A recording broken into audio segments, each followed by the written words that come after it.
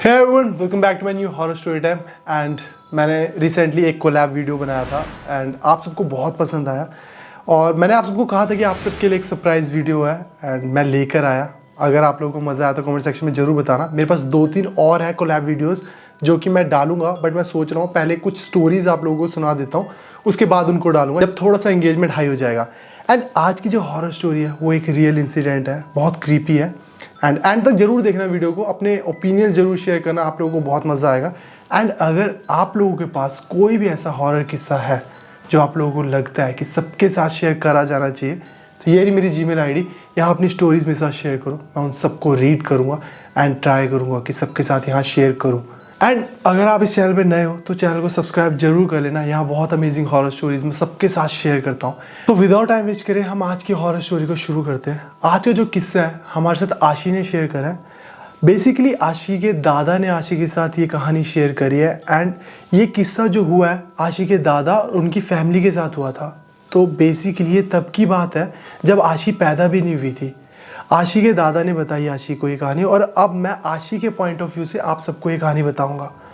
तो आशी के जो दादा दादी थे पहले वो गांव में रहते थे। एंड जो आशी के दादा दादी थे उनके 4 बच्चे थे, 2 बेटे और 2 बेटियां। जो सबसे बड़ी बेटी थी जो आशी की बुआ थी उनका नाम था मंजू। एंड सेकंड पे आशी के पापा थे, उनका नाम था अक्षय। थर्ड नंबर पे जो बुआ थे उनका नाम था संजना। एंड फोर्थ नंबर पे जो आशी के चाचा थे।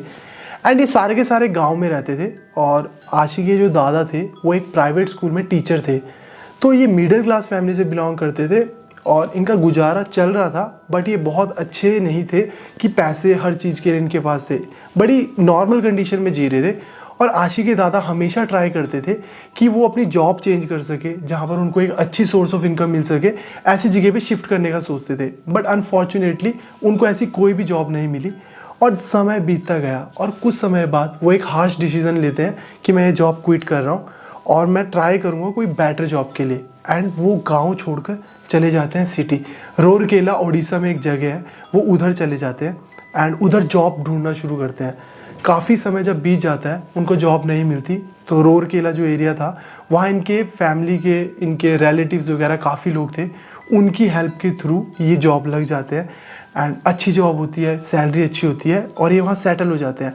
एक रेंट पर घर लेते हैं और वहाँ रहना शुरू कर देते हैं। दिन बीतते जाते हैं, सैलरी अच्छी हो जाती है, सब कुछ इनका बहुत सॉर्टेड हो जाता है। ये पैसे भेजना शुरू कर देते हैं, दादी जहाँ भी गाँव में थे वहाँ पैसे भेजना शुरू करते हैं, सब कुछ बहुत सही चल रहा होता है। दादी स्टिल गाँव में अपने 4 बच्चे के साथ रह रही होती है और दादा रोरकेला में जॉब कर रहे हैं। अब कुछ टाइम बाद जो आशी के चाचा थे जो गाँव में रह रहे थे, उनकी तबीयत बहुत ज़्यादा ख़राब हो जाती है। एंड इतनी अच्छी हॉस्पिटल में फैसिलिटीज़ नहीं थी, तो 2-3 दिन तक स्ट्रगल करते हैं, कोशिश करते हैं उनको ठीक करवाने की, बट चीज़ें नहीं हो पाती सही और वो नहीं रहते दुनिया में। अब दिन बीतते जाते हैं और दादा डिसाइड करते हैं कि यार मैं पूरी फैमिली को अपने पास बुला लेता रोरकेला, और यहाँ मेरे पास रहेंगे तो सब कुछ सही रहेगा। तो सारी फैमिली, दादी और तीनों बच्चे रोरकेला चले जाते हैं दादा के पास। अब ये सारे के सारे रेंट के घर पर ही रह रहे होते हैं। आशी के पापा और जो उनकी छोटी बुआ थी, इन दोनों को एक सरकारी स्कूल में एडमिशन मिल जाता है वहाँ। एंड सब कुछ बहुत सॉर्टेड चल रहा होता है, रेंट के रूम पर रह रहे हैं, सैलरी अच्छी आ रही है, खाना पीना अच्छा हो रहा है, दिन अच्छे से बीत रहे हैं। बट कुछ टाइम बाद इनको ना रेंट के पैसे चुभने लग जाते हैं कि यार हम इतना पैसा रेंट के दे रहे हैं, इससे बढ़िया हम अपनी कोई प्रॉपर्टी देख लेते हैं। अब दादा ने एक प्रॉपर्टी देखी होती है जो उनको पसंद होती है, बट उनके पास उस टाइम उतने पैसे नहीं थे, तो वो जोड़ रहे थे। और अब सिचुएशन उनकी ऐसी होती है कि उनके पास पैसे होते हैं, तो वो डिसाइड करते हैं कि वो जगह खरीद लेंगे और वो जगह खरीद लेते हैं। अब जो वो जगह थी वहाँ पर कुछ एरिया खाली था और 4 रूम्स थे, 2 इस साइड थे और 2 इस साइड थे। तो जो ये 2 रूम थे वो उनकी जगह के अंदर आ रहे थे, और जो दूसरे 2 रूम थे वहाँ एक डिफरेंट फैमिली रहती थी।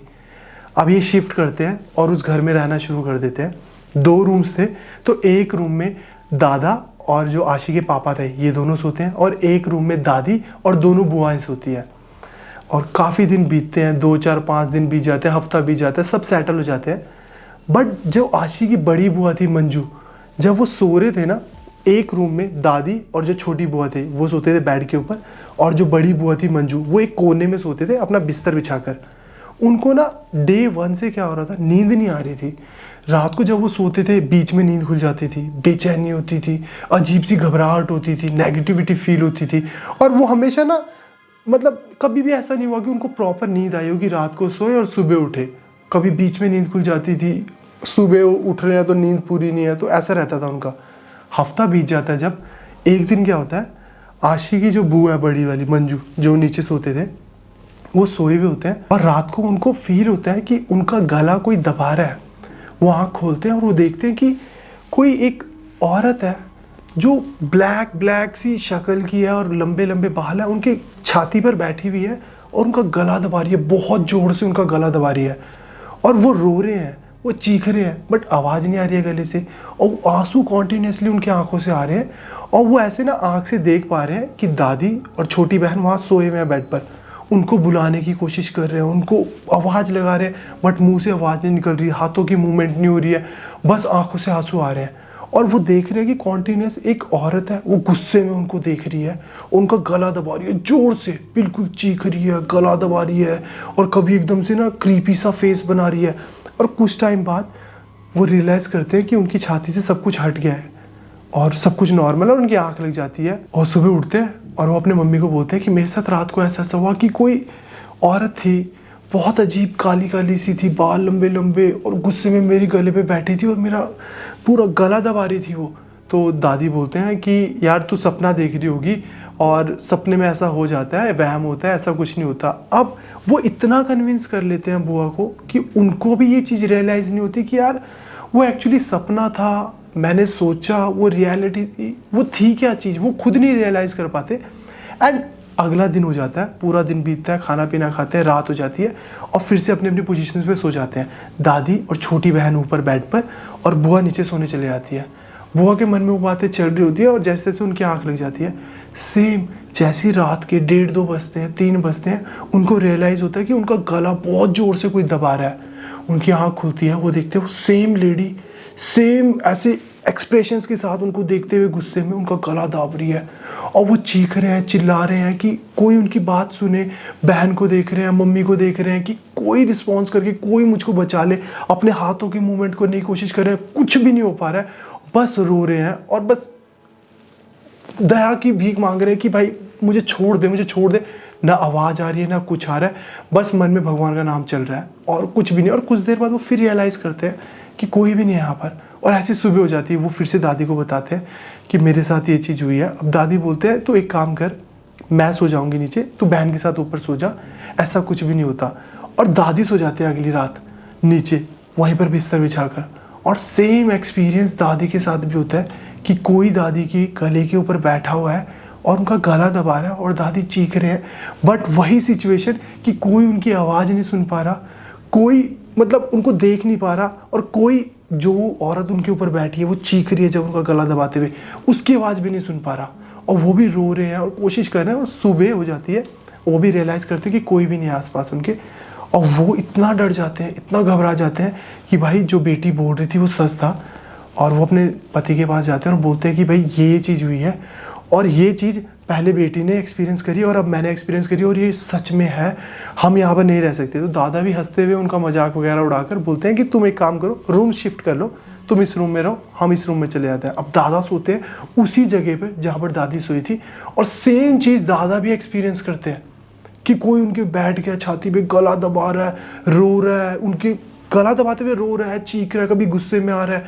तो वो चीज़ जब वो भी एक्सपीरियंस करते हैं, सुबह हो जाती है, वो चुपचाप बिना कुछ सोचे समझे एक तांत्रिक को बुला कर लेकर आते हैं घर पे, पूरा एक्सपीरियंस बताते हैं। पहले हमारी बेटी के साथ हुआ, फिर मेरी वाइफ के साथ हुआ, फिर मेरे साथ हुआ, और ये पर्टिकुलर जब हम उस जगह पर सो रहे हैं तब हो रहा है। बाकी हम किसी भी कोने में सोए हैं तो बाकी सब आराम से अपनी चैन की नींद सो रहे हैं। तो तांत्रिक आता है, वो पूजा वगैरह करता है, देखता है, चीज़ें ऑब्जर्व करता है। उसके बाद वो बोलता है एक मिट्टी का घड़ा लेकर आओ, एक बर्तन लेकर आओ मिट्टी का, उसके अंदर चावल डालो और बनाओ उस कोने पर जाकर। तो उस कोने में जाते हैं, आग वगैरह लगाते हैं और चावल बनाने शुरू करते हैं। कुछ देर बाद जब चावल बन जाते हैं, तांत्रिक बोलता है उसे लेकर आओ। वो लेकर आते हैं चावल और बोलते हैं इसको एक केले के पत्ते पर पलट दो। अब जैसे ही वो पलटते हैं केले के पत्ते पे, वो देखते हैं चावल तो निकले, उसके साथ हड्डी और कीले निकली हैं बहुत सारी। तो अब सारी फैमिली हैरान हो जाती है ये सोचकर कि हमने सिर्फ और सिर्फ पानी और चावल डाला था, ये कील और हड्डी कहाँ से आई? तब वो तांत्रिक बताता है कि इस पॉइंट पर, इस जगह पर किसी आत्मा को बंदी बनाया गया, कैद करा गया, कीलों के द्वारा ठोका गया, जिसकी वजह से वो उस जगह पर कैद हो गया। और जो भी उस पॉइंट पर जा रहा है तो उसको वो हॉन्ट कर रही है, गला दबा रही है, भगा रही है। तो अब सारे के सारे डर गए। तो तांत्रिक को बोला, भाई इस चीज़ का सॉल्यूशन करो, कैसे हो सकता है, क्या हो सकता है? तो तांत्रिक ने कहा कि इसमें समय लगेगा, पर हम 2-4 दिन में इस चीज़ को ठीक कर देंगे, क्योंकि उस चीज़ को वहाँ पर कैद करा हुआ है, थोड़ा समय लगेगा। उन दिनों के लिए सारे के सारे एक कमरे में सोए, जो बगल वाला कमरा था। एंड तांत्रिक ने अपनी पूजा वगैरह सब कुछ करा। आखिरी में तांत्रिक ने 2-3 दिन के बाद एक जो मटका था जिसके अंदर चावल थे, हड्डी थी, कील थी, वो सब डाला और एक स्पेशली काला कपड़ा लिया। उसके अंदर उसने अपने आप से कोई सामग्री डाली और बिना पूरी फैमिली को दिखाए बोला कि इस काले कपड़े को उसके अंदर डालकर वहाँ पर रख दो। अब वहाँ पर रख दिया। कुछ समय बीतने के बाद उसने कहा कि इस कपड़े को लो, इस पूरे मटके को लो और एक सुनसान सी जगह पर डालकर आ जाओ। जो भी वो स्पिरिट थी, वो आत्मा थी, वो इसके थ्रू वहाँ चले जाएगी और आपकी जो एरिया है वो ठीक हो जाएगी। पर जब तुम इसको डालोगे, इन केस कोई भी आवाज़ें आती है, कोई तुम्हें बुलाएगा तुम्हारे नाम से, या कोई रोएगा, या कोई तुमसे मदद मांगेगा, तो किसी भी कंडीशन में पीछे मुड़कर मत देखना, रुकना मत और बात का जवाब गलती से भी मत देना। तो जो दादा थे वो डिसाइड करते हैं कि भाई ये सारा का सारा सामान पास में पहाड़ियाँ लगती हैं, वहाँ मैं ले जाऊँगा और पहाड़ी से नीचे फेंक दूँगा। वो जाते हैं और पहाड़ी से ना नीचे की तरफ फेंक देते हैं और चलना शुरू कर देते हैं। एंड वो रियलाइज़ करते हैं कि कोई मदद के लिए उनको बुला रहा होता है कि मैं यहाँ पर फंस गया हूँ, प्लीज़ मेरी मदद करो।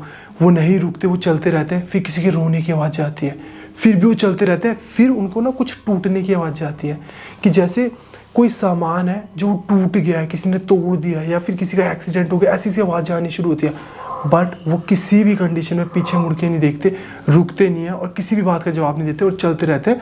और जैसे ही वो जंगल क्रॉस कर लेते हैं, सब कुछ सॉर्ट हो जाता है, उनको आवाज़ आनी बंद हो जाती है। एंड जैसे ही वो घर पे पहुंचते हैं तो तांत्रिक उनको बताता है कि अब आपके घर से सब कुछ सॉर्ट हो गया, आप लोग अब रह सकते हो। तो उस रूम में उनको हमेशा वैसी नेगेटिविटी और वो चीज़ फील होती थी, क्योंकि उस रूम में एक्चुअली वो चीज़ें हो चुकी हैं। वो उनके साथ सब कुछ हो नहीं रहा था कि उनके ऊपर फिजिकली कोई बैठा हुआ है, बट उनको वो चीज़ फील होती थी। तो उन सब ने पैसे इन्वेस्ट करे, पैसे कमाए, इकट्ठे करे और एक नई ज़मीन ली और वहाँ पर घर बनाया। और फाइनली वो जगह छोड़ दी। वो जगह बिकी नहीं, वो जगह बेची भी नहीं, वो रेंट पे भी नहीं चढ़ी, वो खाली है पूरी की पूरी जगह। बट अब वो एक डिफरेंट घर में रहते हैं, अपनी डिफरेंट प्रॉपर्टी पे रहते हैं। और वैसे उनके साथ उस घर पर वो एक्टिविटीज़ होनी बंद हो गई थी, बट वो नेगेटिव चीज़ें उनको फील होती थी। तो उन्होंने पूरी कोशिश करी जितनी जल्दी वो जगह वो छोड़ सकें, उस जगह से शिफ्ट कर सकें, वो कर जाए। और अब फाइनली वो किसी और जगह पे रहते हैं। तो आशी के दादा ने आशी के साथ ये सारा का सारा इंसिडेंट शेयर करा था कि जो हमारा वो वाला घर है वो हॉन्टेड है, वहाँ हमारे ये सब चीज़ें हुई थी, बट अब वो घर ठीक है, बट ये सब चीज़ें हमारे साथ हुई थी। तो फोर्स करने पे आशी को उन्होंने सारी स्टोरी बताई थी कि हम सबके साथ ये सब हुआ था। एंड अब जहाँ वो रह रहे हैं वो बिल्कुल सॉर्टेड घर है, बिल्कुल सही है, सब कुछ सही चल रहा है। तो आप सबके क्या ओपिनियन है इस स्टोरी के रिगार्डिंग, मुझे कमेंट सेक्शन में ज़रूर बताना। एंड अगर आप लोगों के पास भी कोई भी ऐसे हॉरर इंसिडेंट्स हैं जो आप लोगों को लगता है कि सच में सबके साथ शेयर किए जा सकते हैं, करे जाने चाहिए, तो ये रही मेरी जीमेल आईडी, यहाँ मेरे को शेयर करो, मैं रीड करूँगा एंड ट्राई करूँगा कि यहाँ सबके साथ शेयर करूँ। एंड चैनल को सब्सक्राइब जरूर करना, 3K लाइक्स का हम टारगेट रखेंगे। एंड कोलैब वीडियोज़ मेरे पास और भी हैं, बड़े सही से कोलैब वीडियोज़ हैं, आप सबको बहुत मज़ा आएगा। मैं सोच रहा हूँ उनको जल्द अपलोड करूँ और जल्दी अपलोड करूँगा अभी मैं। तो इस हॉरर स्टोरी टाइम के लिए बस इतना ही। एंड हम 300 कमेंट्स का इस पर टारगेट रखेंगे। तो इस वीडियो के लिए बस इतना है, मिलते हैं नेक्स्ट हॉरर स्टोरी टाइम में। तब तक के लिए बाय बाय, टेक केयर।